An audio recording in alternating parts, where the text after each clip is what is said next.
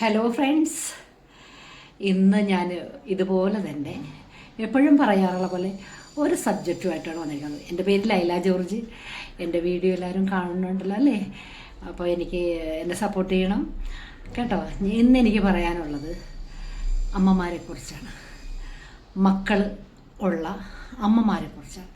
കുറേ അധികം ഒരു വിരലെണ്ണാവുന്ന മക്കൾ ഒരിക്കലും ഏതൊരവസ്ഥയിലും, ഇനി അമ്മ മോശമായിക്കോട്ടെ അപ്പൻ മോശമായിക്കോട്ടെ, അവരെ ഒന്നും തള്ളിക്കളയില്ല. പക്ഷെ ഭൂരിപക്ഷം കണ്ടിരിക്കുന്നത് പെറ്റ തള്ളയെയും സൃഷ്ടിച്ച അപ്പനെയും മറന്നുകൊണ്ട് ഒരു കുടുംബജീവിതത്തിലേക്ക് വരുമ്പോൾ, അല്ലെങ്കിൽ ഒരു സെറ്റപ്പ് ആകുമ്പോൾ, അവരുടെ കിട്ടാനുള്ളതെല്ലാം കിട്ടിക്കഴിയുമ്പോൾ, അവരുടെ സ്വത്തുവകകൾ കിട്ടിക്കഴിയുമ്പോൾ, അവരിൽ നിന്നും മാക്സിമം എല്ലാം കിട്ടിക്കഴിയുമ്പോൾ അവരെയൊക്കെ തള്ളിക്കളയുന്ന ഒരു പ്രവണത ഇന്ന് നമ്മുടെ കേരളത്തിലും ഒരുവിധം രാജ്യങ്ങളിലൊക്കെ കണ്ടുവരുന്നുണ്ട്, പ്രത്യേകിച്ച് നമ്മുടെ കേരളത്തിൽ.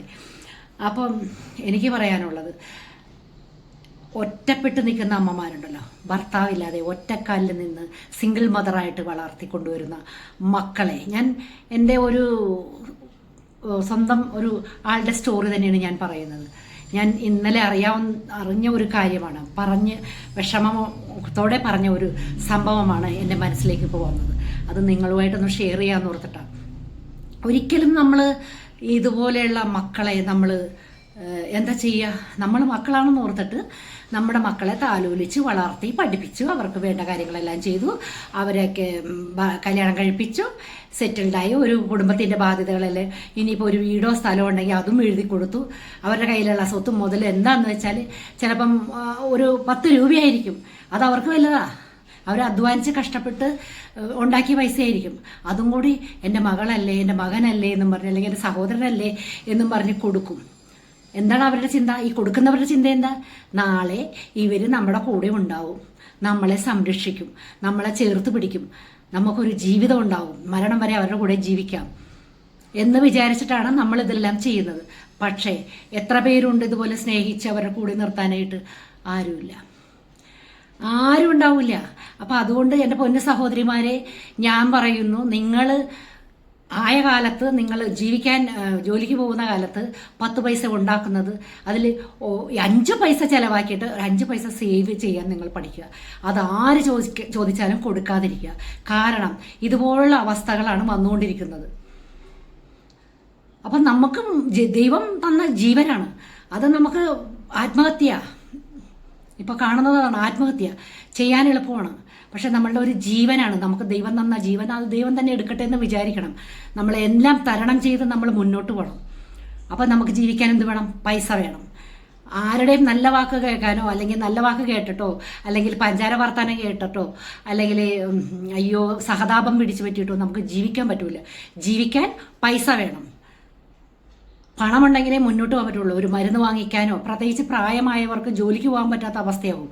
അപ്പം നമ്മളെ ജോലി ഉള്ള കാലത്ത് നമ്മൾ സേവിക്കുക, നമ്മൾ സേവ് ചെയ്ത് വെക്കുക, 10 പൈസ സേവ് ചെയ്യില്ല. അല്ലെങ്കിൽ നമ്മൾ മക്കൾക്ക് വേണ്ടിയിട്ട്, മക്കൾ ആവശ്യങ്ങൾ പറയുമ്പോൾ പോട്ടെ, എൻ്റെ മകനല്ലേ എൻ്റെ മകളല്ലേ എന്ന് പറഞ്ഞ് എടുത്തു കൊടുത്തിട്ട് നമ്മൾ ഇങ്ങനെ കൈ കഴുകിയിരിക്കും. അപ്പം നമ്മളുടെ ചിന്ത എന്തായിരിക്കും? സാരമില്ല, നമ്മളുടെ ഒരു ആവുന്ന കാലത്ത് അവർ നോക്കിക്കോളും, അവരും നമ്മളെ പഠിപ്പിച്ച് അവരെ നമ്മൾ ഒരു പ്രാപ്തിയാക്കിയില്ലേ.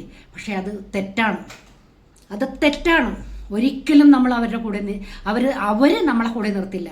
പ്രത്യേകിച്ച് ഒരു കല്യാണം കഴിഞ്ഞ ഒരു സ്ത്രീ ആയിക്കോട്ടെ, ഒരു പുരുഷനായിക്കോട്ടെ, അവർക്ക് പിന്നെ നമ്മളെ വേണ്ട.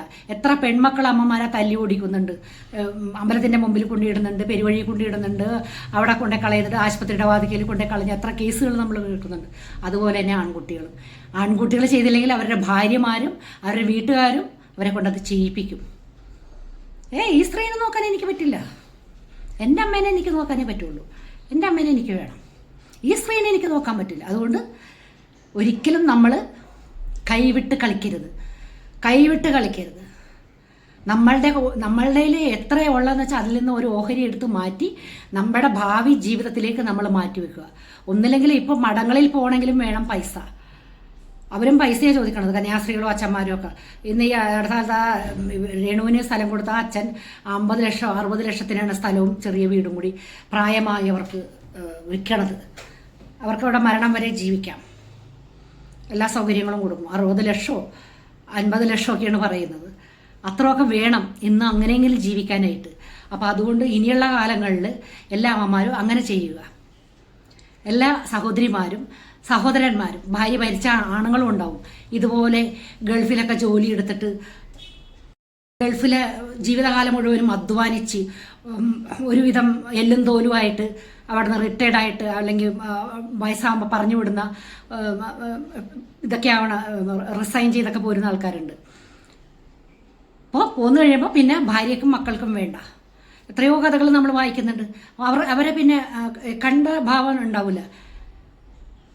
കത്തിച്ചു കളഞ്ഞ ഒരപ്പൻ മകളെയും മകനെയും മരുമകളെയും മക്കളെയും.